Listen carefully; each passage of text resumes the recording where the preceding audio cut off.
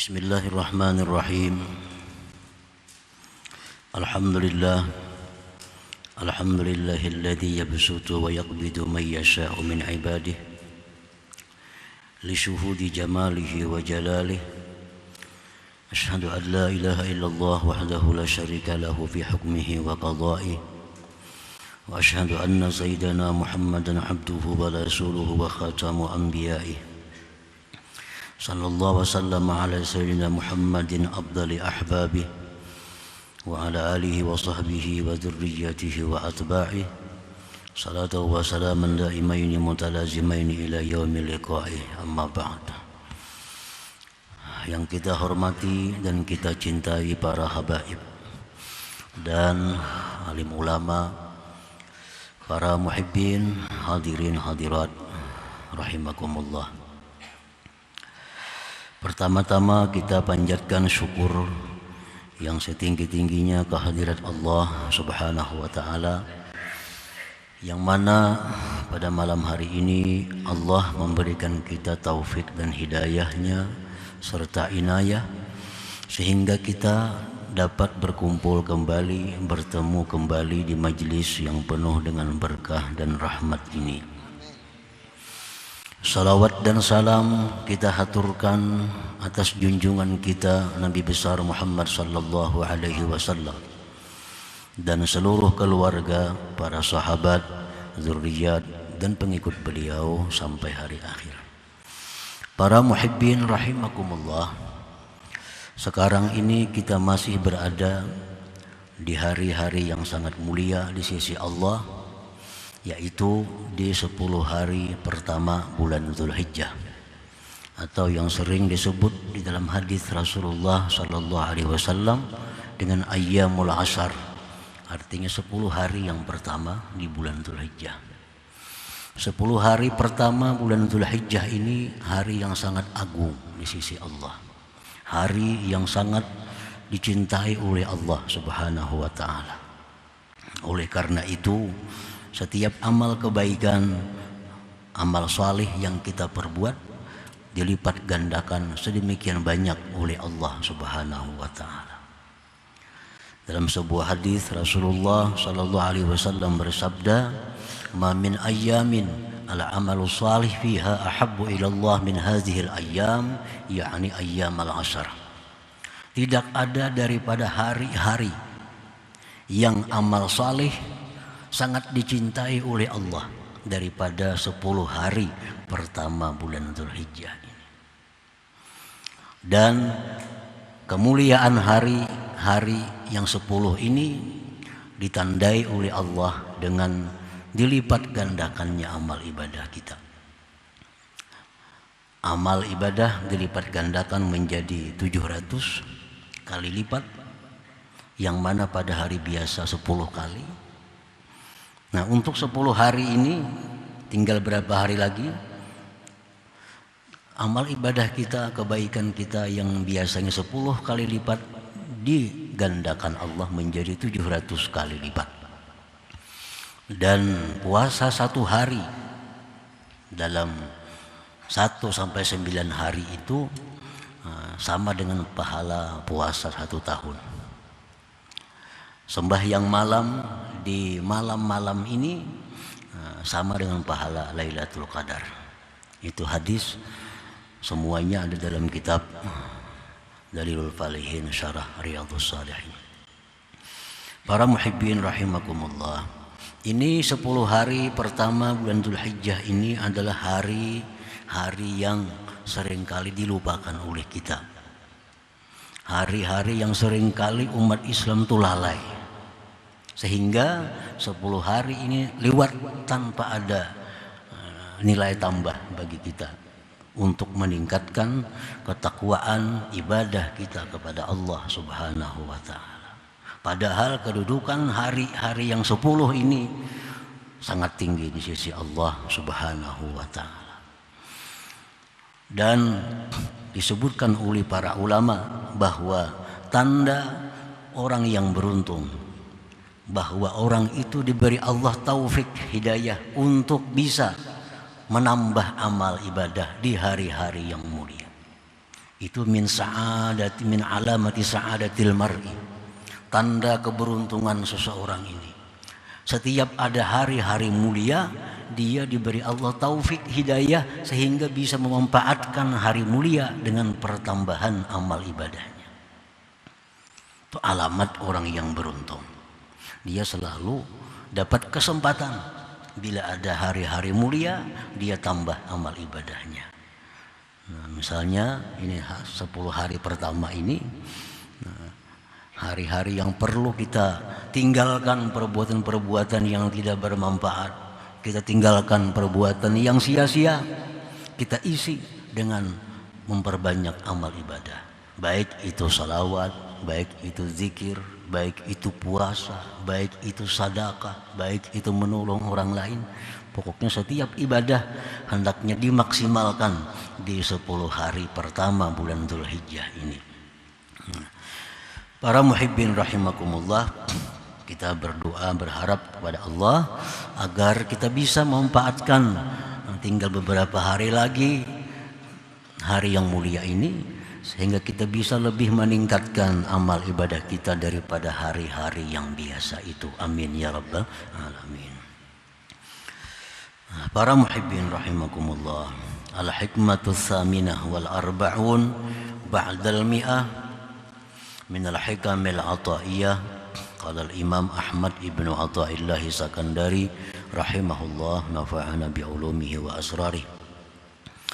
Hikmah yang ke-148 dari kitab Al-Hikam, berkata Imam Ahmad bin Athaillah As-Sakandari rahimahullah, rubbama afadaka fi lailil qabdi ma lam tastafidhu bi isyraqi naharil basti la tadrun ayyuhum aqrabu lakum naf'a.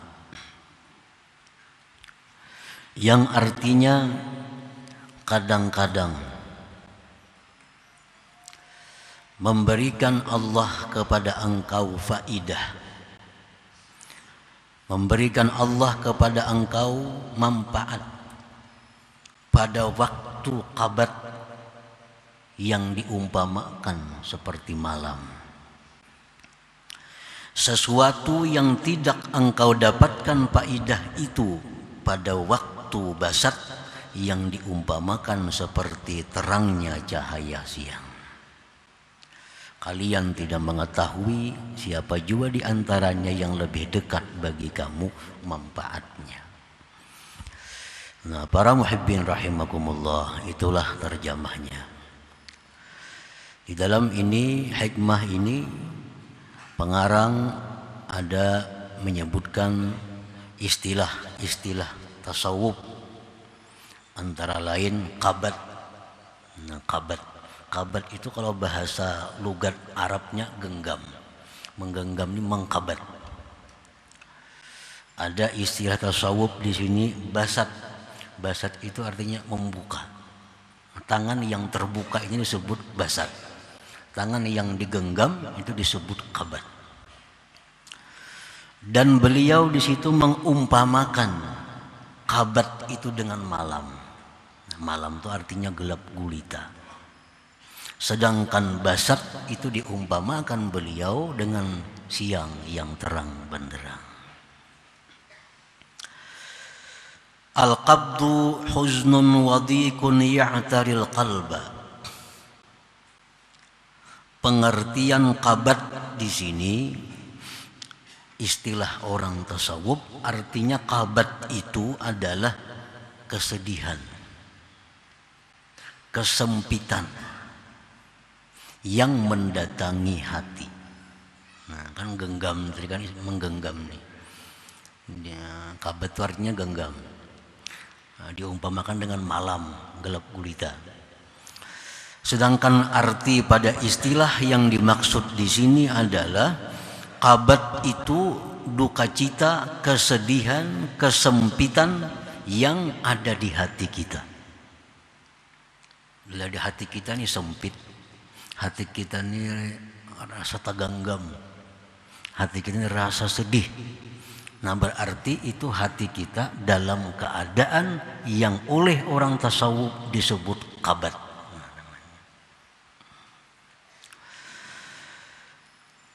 Kenapa datangnya kesedihan, kesempitan itu di dalam hati tadi? Imma ada kalanya datang bisa babi fawati margub dengan sebab keluputan yang digemari. Sebab kehilangan yang disukai. Baik itu perkara duniawi atau perkara akhirat. Orang yang hartanya berkurang. Hartanya berkurang. Nah, ini orang bisa hatinya menjadi kabat, menjadi sedih, menjadi sempit. Orang yang menghendaki salat tahajud di malam hari, tahu-tahu bangunan orang sudah sembahyang subuh. Nah, kepingin tahajud malam, sekali bangun jam 6, maka hatinya sedih. Nah, ini kabat. Imma bisababi bawati margubin au adami husuli matlubin, atau sedih dalam hati tadi datangnya akibat tiada berhasil yang dituntut, tiada tercapai cita-cita, baik urusan duniawi atau urusan akhirat. Urusan dunia dia menargetkan hari ini, minggu ini mesti dapat duit 1 juta rupiah. Ternyata kada dapat itu. Lalu hatinya ini sedih. Urusan akhirat dia menargetkan bahwa dalam seminggu dia mesti khatam Al-Quran. Tahu-tahu ada halangan rintangan, seminggu separuh aja belum. Nah, lalu hatinya sedih. Ini kabat. Au bi ghairi sababin ma'lum, atau tanpa ada sebab yang diketahui. Kenapakah hati sedih nih? Padahal kada ada kehilangan apa-apa, kada ada gagal apa-apa, tapi kenapa hati sedih? Nah, itu mungkin sering dijumpai.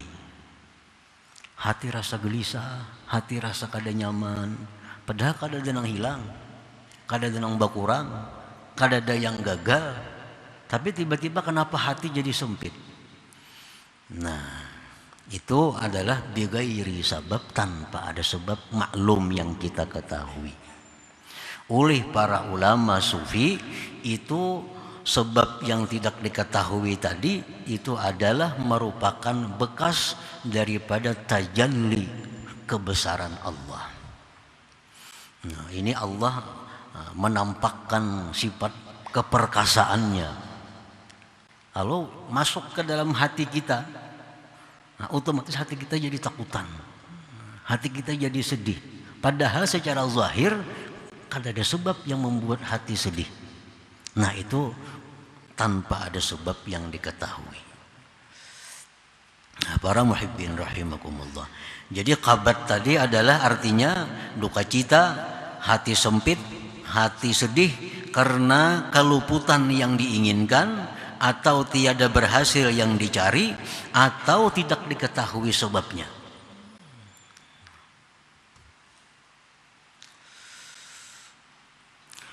Wal bastu, sedangkan basat.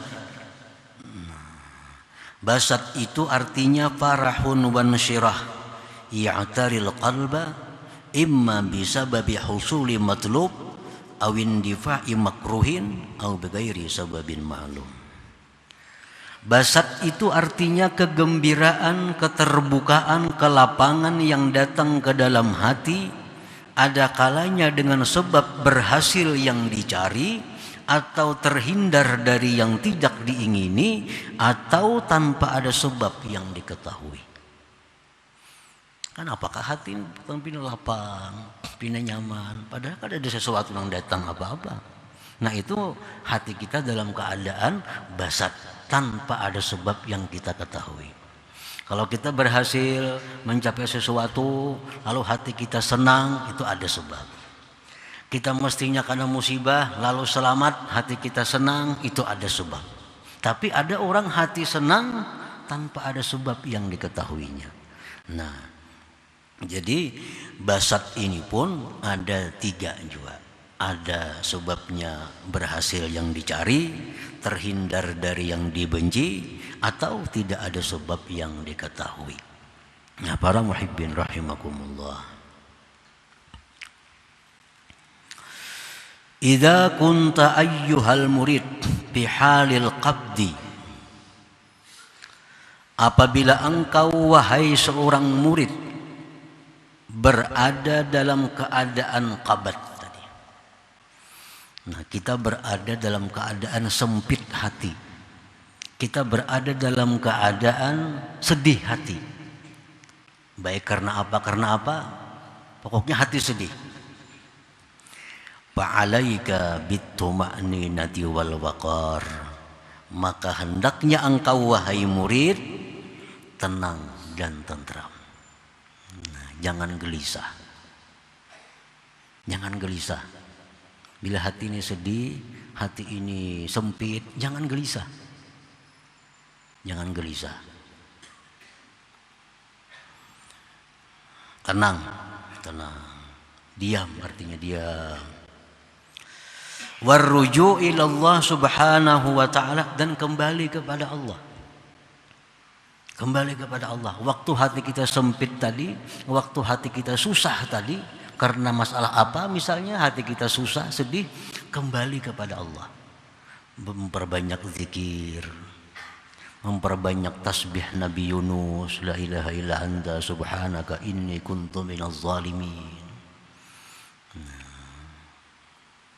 Seperti doa Nabi Yunus. Nabi Yunus itu di dalam perut ikan, di dalam laut,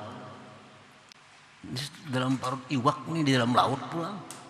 Bagaimana kabatnya hati beliau saat, bagaimana sedih, sempitnya hati beliau. Tapi beliau tenang di dalam perut itu, tenang dan kembali kepada Allah dengan memperbanyak la ilaha illa anta subhanaka inni kuntu minaz zalimin. La ilaha illa anta subhanaka inni kuntu minaz zalimin.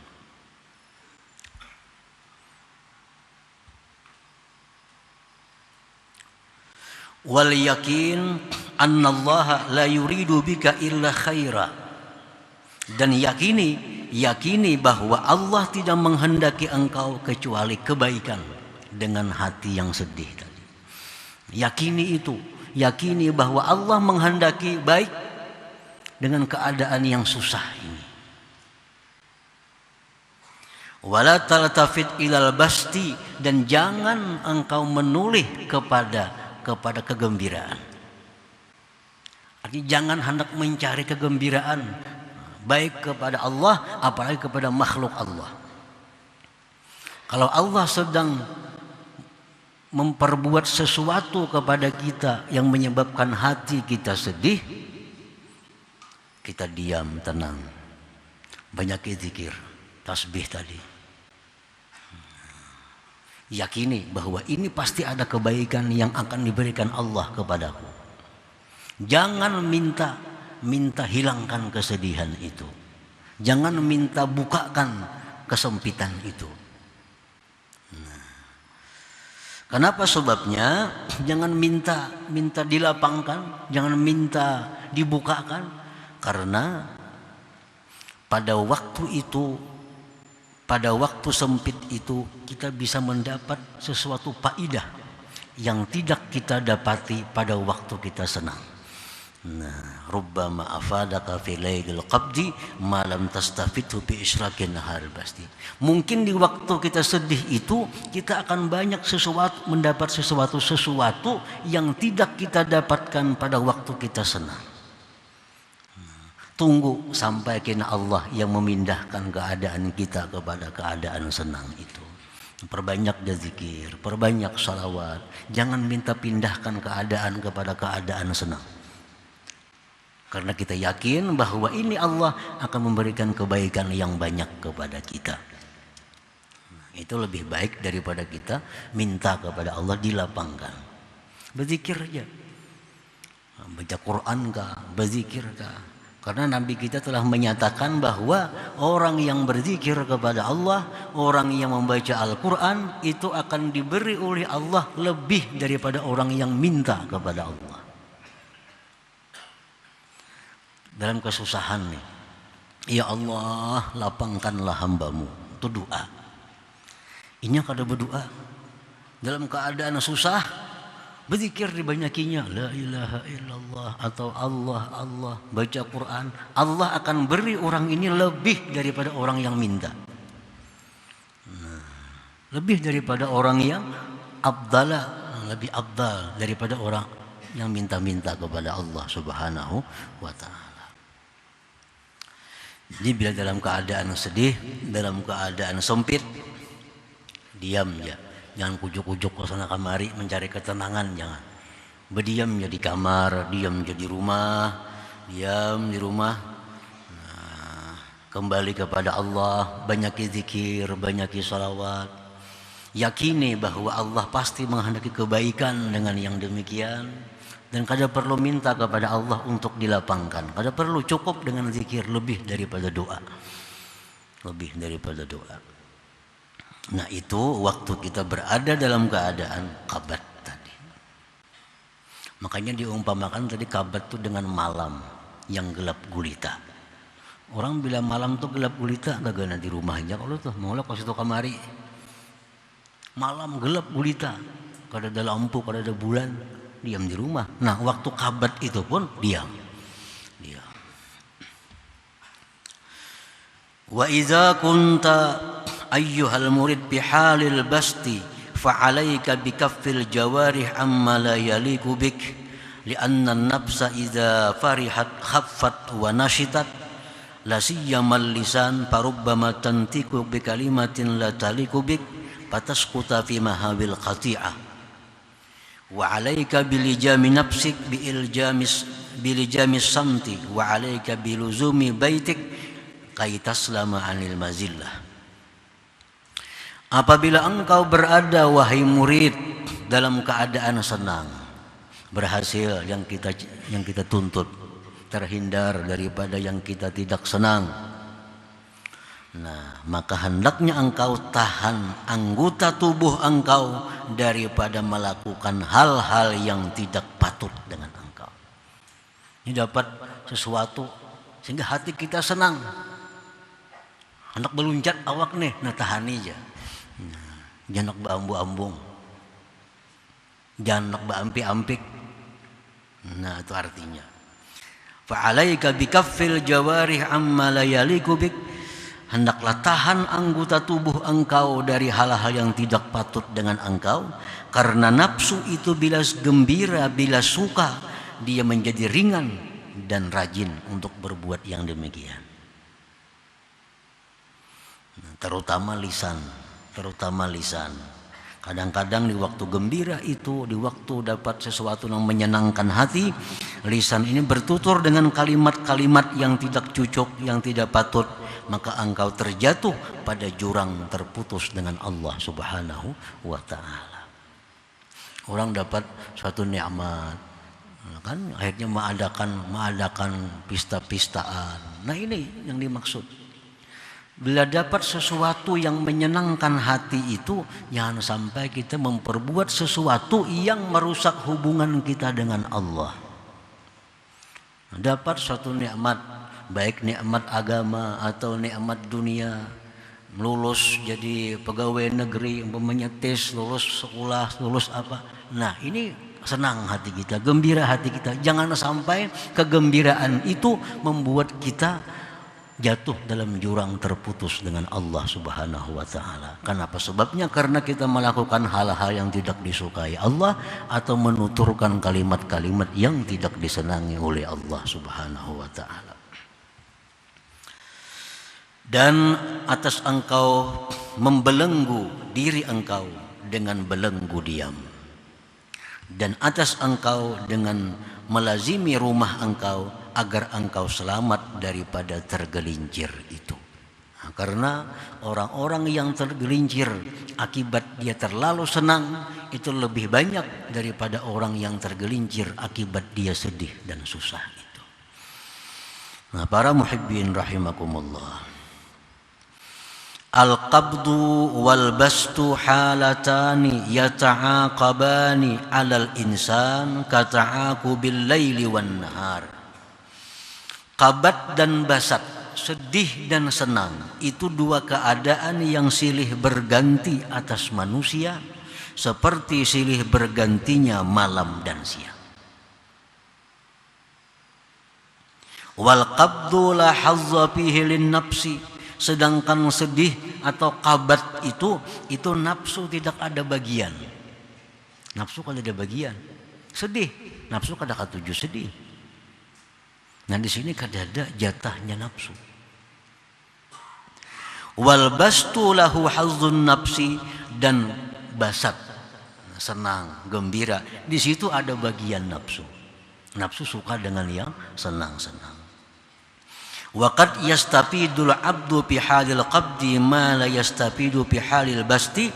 Terkadang seorang hamba itu bisa mendapatkan sesuatu faidah di waktu qabat, sesuatu yang tidak bisa ia dapatkan pada waktu basat. Nah, kadang-kadang kita dalam keadaan sedih itu kita lebih dekat kepada Allah daripada dalam keadaan senang. Nah oleh karena itu, bila dalam keadaan susah, dalam keadaan senang, dalam keadaan sempit hati, susah hati, jangan minta kepada Allah agar dipindah kepada gembira. Tapi cukup dengan kembali memperbanyak zikir, memperbanyak salawat, memperbanyak baca Quran. Nah nantinya Allah akan sendiri yang memindahkan keadaan kita tanpa permintaan daripada kita. Nah para muhibbin rahimakumullah, kita menyenangi gembira, kita menyenangi lapang, memang itu kesenangan kita. Dan kita kadang menyukai hati ini susah, hati ini sempit. Dalam Al-Quran disebutkan asa an tuhibbu syai'an wa huwa syarrul lakum. Nah kadang-kadang kalian tuh mengingini sesuatu dari Tuhan padahal itu jahat bagi kamu. Dan kalian tuh kadang-kadang membenci sesuatu padahal itu kebaikan bagi kamu. Nah, jadi pada waktu qabat tadi, pada waktu susah, itu ada aturan-aturannya bagaimana caranya supaya kesusahan kita ini terus mendekatkan diri kita kepada Allah. Bila mana waktu senang, ada aturan-aturannya supaya kesenangan ini mendekatkan diri kita pula kepada Allah Subhanahu wa ta'ala. Jadi baik dalam keadaan susah, dalam keadaan senang, kita terus jalan untuk dekat kepada Allah Subhanahu wa ta'ala. Nah itu antara lain yang dimaksud dengan hikmah 148 ini. Nah para muhibbin rahimakumullah, selanjutnya hikmah yang ke-149 insyaallah ta'ala. Ila hadratin Nabi sallallahu alaihi wasallam al-Fatihah. Iyyaka na'budu wa iyyaka nasta'in. Shiratal ladzina an'amta 'alaihim ghairil maghdubi 'alaihim waladdallin. Amin. Ya Allah biha, ya Allah biha, Allah bihusnil khatimah. Ya Allah biha, Allah biha, ya Allah bihusnil khatimah. Ya Allah biha, ya Allah biha, ya Allah bihusnil khatimah.